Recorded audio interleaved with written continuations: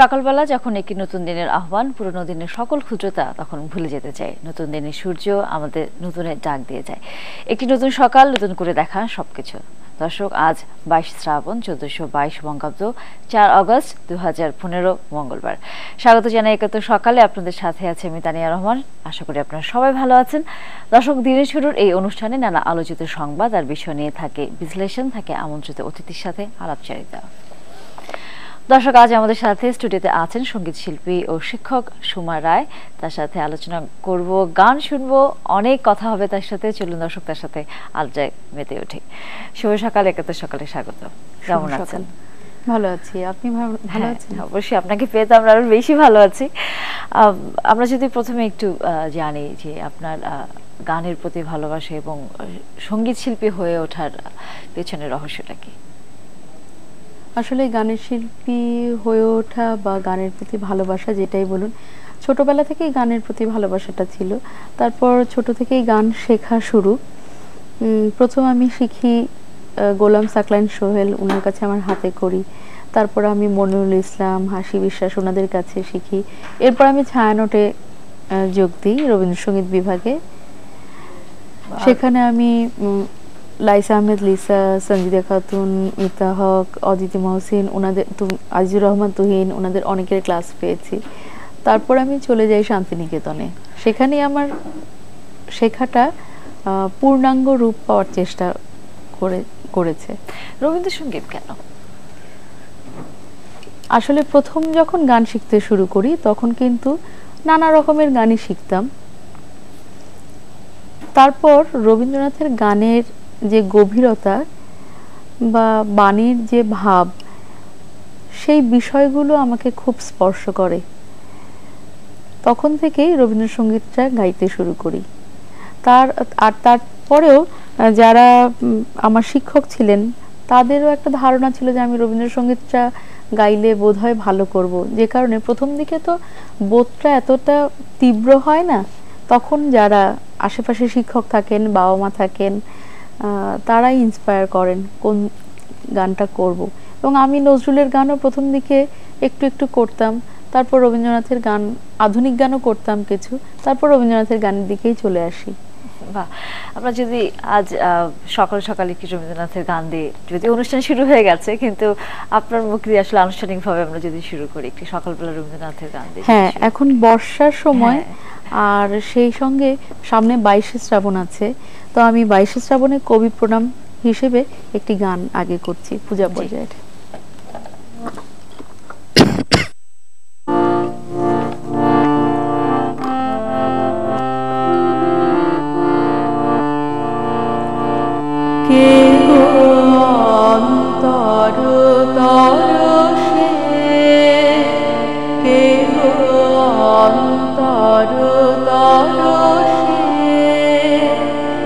আমার চেতনা, আমার বেদনা, তারি সুগভীর পরশে,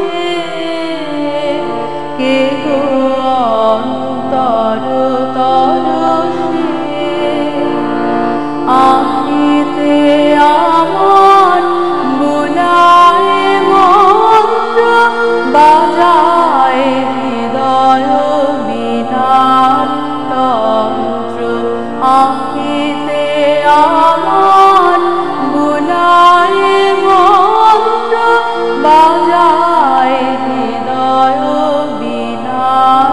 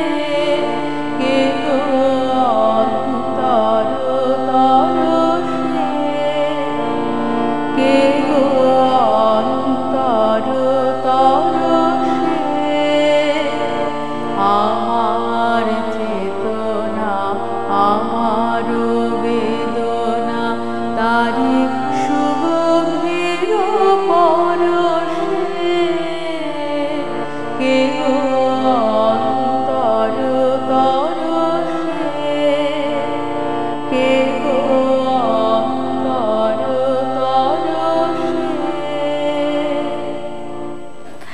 বাহ, খুবই সুন্দর একটি গান। অন্তর তরসে আপনি যেটা বলছিলেন, আসলে রবীন্দ্রনাথ আমাদের অন্তরে থাকে, সব সময় থাকেন। আমরা যখনই আমাদের যে কোনো ধরনের সংকট হোক, আনন্দ হোক, আমরা রবীন্দ্রনাথকে স্মরণ করি। আর সবচেয়ে বেশি হচ্ছে যেটা জানতে চাই আপনার কাছে, সেটা হচ্ছে আপনি শান্তিনিকেতনে পড়াশোনা করেছেন, আপনি কিছুক্ষণ আগে বলছিলেন।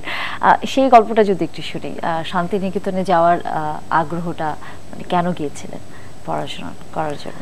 আসলে গান করতে করতে মনে হয়েছিল যে গান, শুধু গান শিখে গান করাটা বড় ব্যাপার নয়, গানটা সম্পর্কে বোঝা, গানের ভেতরের ভাব বলুন, বাণী বলুন, তাকে বুঝে গান করাটার মধ্যে অনেক বেশি ইনভলভ হওয়া যায় গানের মধ্যে।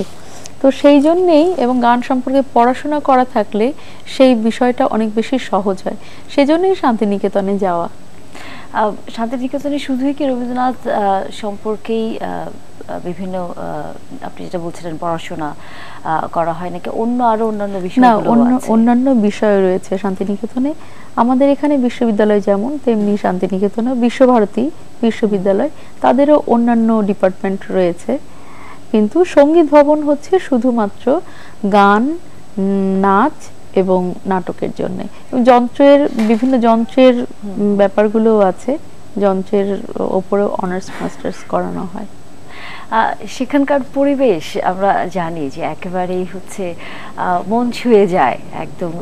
যারা শান্তিনিকেতন থেকে পড়াশোনা করে আসেন বা একবারও হলেও যান, তাদের ভিতরে এক ধরনের মনস্তাত্ত্বিক বলেন, এক ধরনের পরিবর্তন আসে। কেন, মানে কি প্রভাবটা আসলে পড়ে? আসলে শান্তিনিকেতনের পরিবেশটাই এমন যে আপনার মনটা ভালো করতে বাধ্য।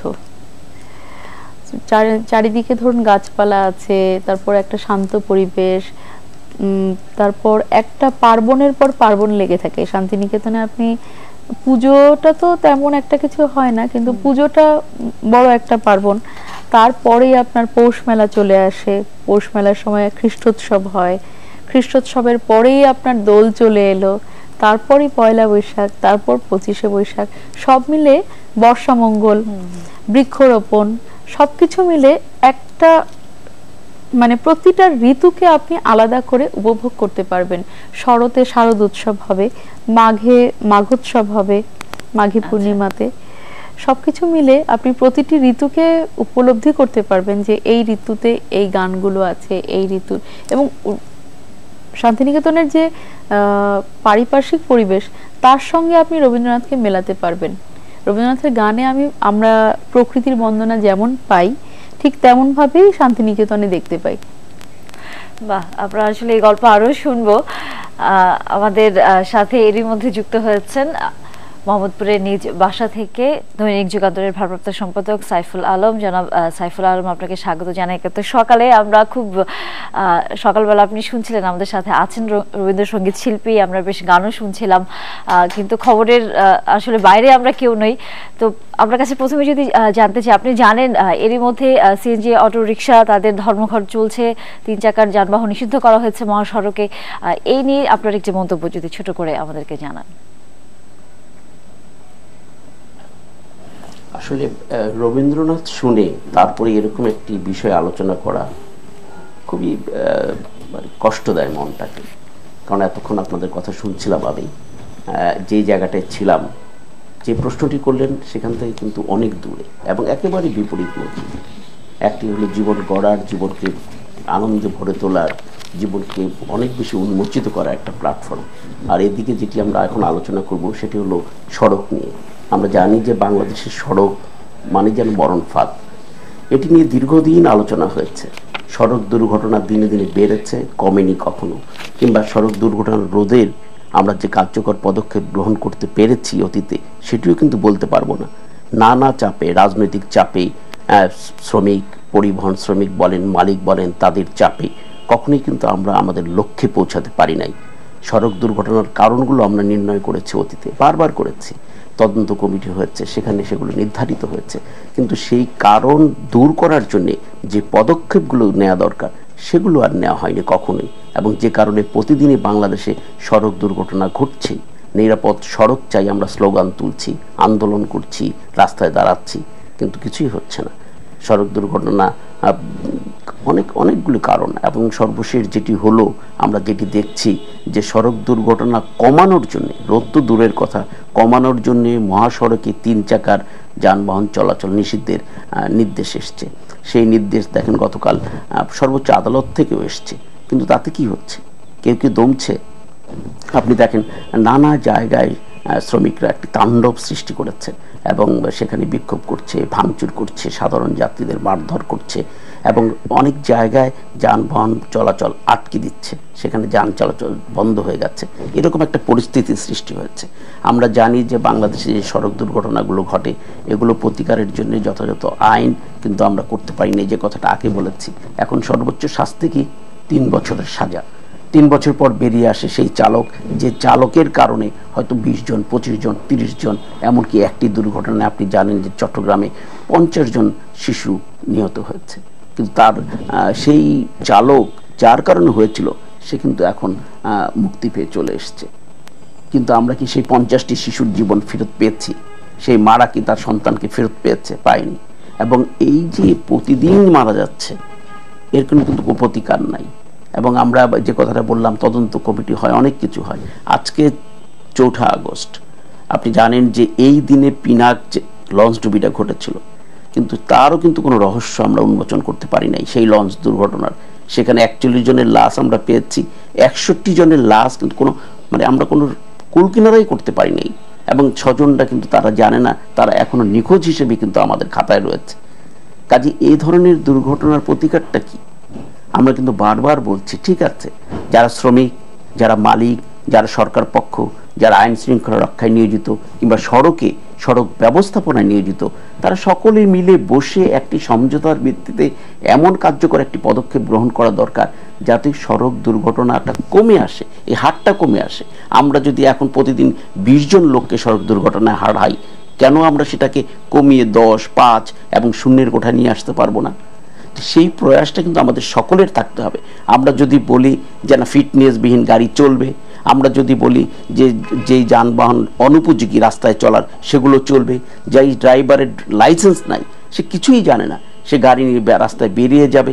আমরা যদি বলি যে রাস্তায় খানাখন্দ থাকবে, রাস্তা সরু থাকবে, রাস্তার উপর বাজার থাকবে, একই রাস্তার উপরে ধীর গতি সম্পন্ন এবং অধিক গতি সম্পন্ন গাড়ি চলবে, এগুলো যদি আমরা বলি এবং বরদাস্ত করি, তাহলে তো আলোচনা করে লাভ নাই এই সড়ক দুর্ঘটনার। আমাদের মেনেই নিতে হবে যে আমাদের এটা একটা ভবিতব্য, আমাদের মেনেই নিতে হবে যে আমরা এভাবে মরব। কিন্তু কেন? একটি স্বাধীন গণতান্ত্রিক দেশে এটা তো চলতে পারে না। আমার মনে হয় এই জায়গাটা আমাদের খুব স্পষ্টভাবে সবাই বলা দরকার, সকল নাগরিকের পক্ষ থেকে বলা দরকার, বাংলাদেশের দেশবাসীর পক্ষ থেকে বলা দরকার যে আমরা সড়ক দুর্ঘটনায় আর মরতে চাই না। এই মৃত্যুর হার কমিয়ে আনতে হবে। সেটা কিভাবে আনবেন সেটা আপনারা করেন। আমার মনে হয় এই জায়গাটা সকলে মিলে খুব জোরের সঙ্গে আবার উচ্চারণ করার সময় এসেছে। আপনাকে অসংখ্য ধন্যবাদ। আমরা এ ধরনের মৃত্যু কেউই কামনা করি না। আপনাকে অসংখ্য ধন্যবাদ আমাদেরকে আপনার মতামত তুলে ধরার জন্য এবং ৭১ সকালে যুক্ত হওয়ার জন্য। দর্শক, আমরা ছিলাম এতক্ষণ আমাদের সাথে দৈনিক যুগান্তরের ভারপ্রাপ্ত সম্পাদক সাইফুল আলম, উনি যোগ দিয়েছিলেন। আমরা সমসাময়িক বিভিন্ন বিষয় নিয়ে কথা বলছিলাম তার সাথে। আপনারা জানেন আমাদের সাথে স্টুডিওতে আছেন সঙ্গীত শিল্পী সুমা রায়। চলুন আমরা তার সাথে আবারও আড্ডা দিই। খবরের কিছু অংশ না জানলেই নয়, কারণ আমাদের দৈনন্দিন নানা কাজেই খবরের নানা বিষয়গুলো জানতে হয়। যে কথাটা আমাদের মধ্যে চলছিল, আলোচনা হচ্ছিল যে দুর্ঘটনা নিয়ে, এটা খুবই মর্মান্তিক এবং হৃদয় বিদারক বিষয়। এই যে মানুষের নানা ধরনের সমস্যা হয়, এই যে মানুষের চলে যাওয়া, এগুলোও কিন্তু রবীন্দ্রনাথকে বিভিন্ন সময় কাঁদিয়েছে। আমরা জানি যে শান্তিনিকেতনে বসে তিনি তার ছেলে যখন মারা যান, সেখানে উনি বসে গান লিখেছেন। সেই বিষয়গুলো যদি আপনি আমাদেরকে বলেন।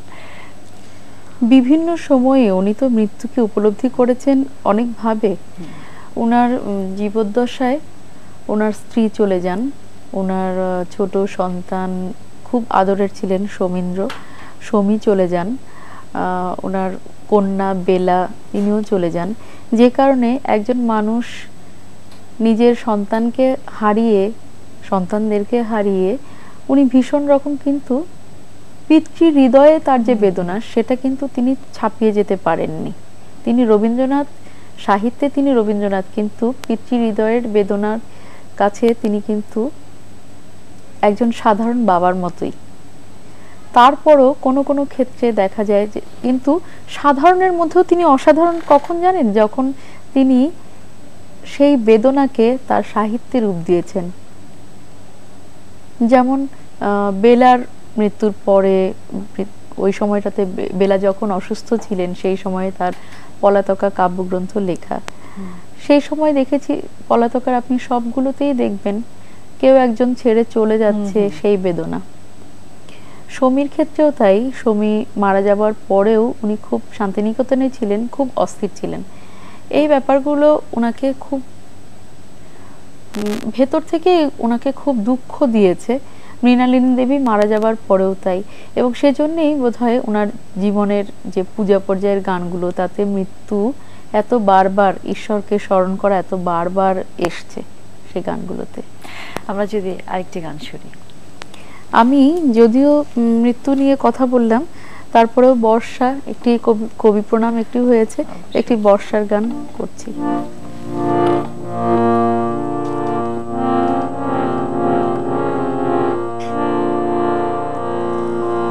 আজি শ্রাবণ ঘন গহন মোহে গোপন তব চরণ ফেলে নিশার